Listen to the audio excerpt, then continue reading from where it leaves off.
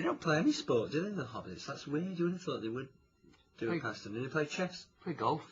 Do they? Yeah. The Toops invented golf. Fantastic. Yeah. It's great, isn't it? Who would know that? Yeah, me.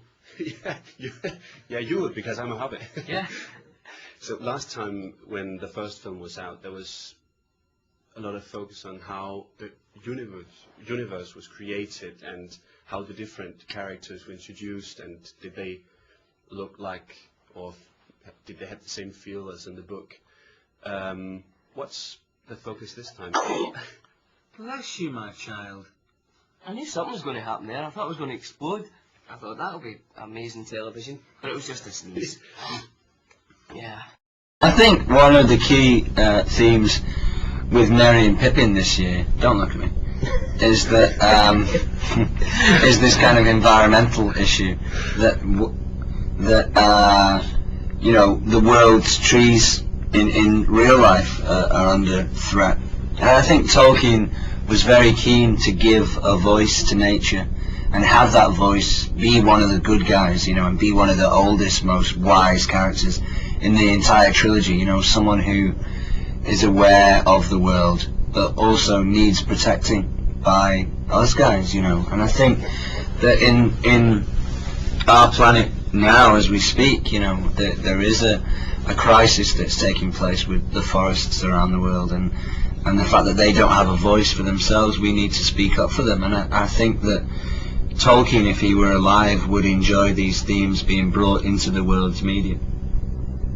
You can pick a lot of side stories in the big story that is so current, so appropriate telling today as well. And the tree story is of course brilliant. You see it in the first film where you think, oh my god, they're taking all the trees down, and then it's brilliant to see the payoff in this film. Yeah. And you know, Tolkien was writing about this in the 1940s, and we're still trying to get something done today. It's amazing. Nothing has happened for 60 years. It's amazing that the world doesn't switch on to, we can't do this, you know. It's madness.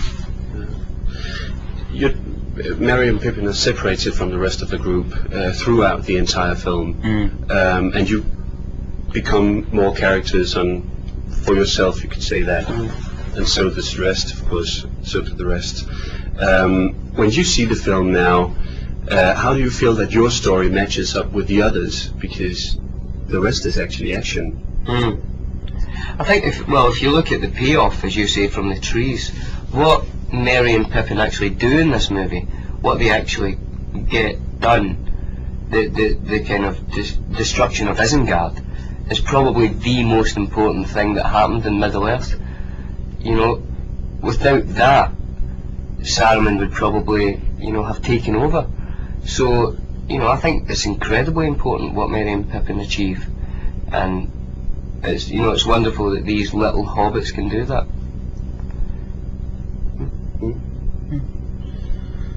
Yeah. Yeah, I agree. Yeah, that's it.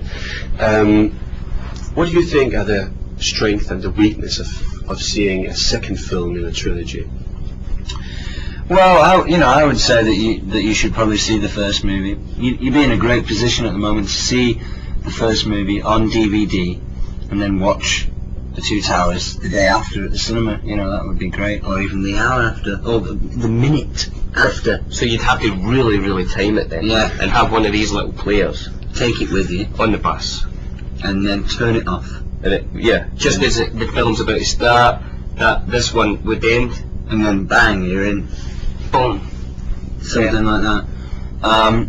You know, I think you probably would like to have seen the first movie to fully enjoy and understand the second movie. But so that would be probably the weakness. The strength is the breaking up of the Fellowship and the continuation of everybody's story. You know, as you said, Merry and Pippin grow as characters, as do, you know, Aragorn and Legolas and Gimli. You know, Aragorn's destiny as the rightful king is still floating around his mind, and he's wondering what to do next. And you know, Gandalf re-emerges as this incredibly powerful new wizard. You know, and there's a lot of new characters, and you know, there's a great war, and the Treebeard character is fantastic as well, and Billy Boyd is just great in this movie. Really. Thank you very much, Dominic. That's Really very, good. very, very kind. Yeah.